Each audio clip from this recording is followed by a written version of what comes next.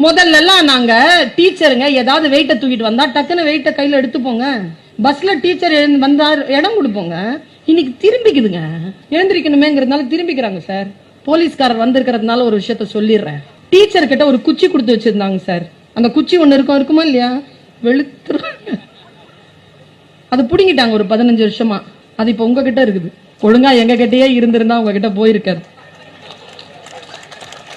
சொல்ல முடியலைங்க. தூய்மையானவனாக இரு, தூய எண்ணங்களோடு இரு, தூய செயல்பாடுகளோடு இரு. பொய் சொன்னா ஞாபகம் வச்சிருக்கணும் பாப்பா, உண்மை சொன்னா ஞாபகம் வச்சிருக்க வேண்டிய அவசியம் இல்லை. சிம்பிள். சிந்தித்து பார்த்து செய்கைய மாத்து. சிறுசா இருக்கையில் திருத்திக்கோ, தவறு சிறுசா இருக்கையில் திருத்திக்கோ. தெரிஞ்சும் தெரியாம நடந்திருந்தா அது திரும்பவும் வராம பாத்துக்கோ. அவ்வளவுதான் தூய்மைக்கான விளக்கம். தூய்மையான மனம், அமைதியாக இருக்கின்ற மனம்தான் தூய்மையாக இருக்கும் மனம்.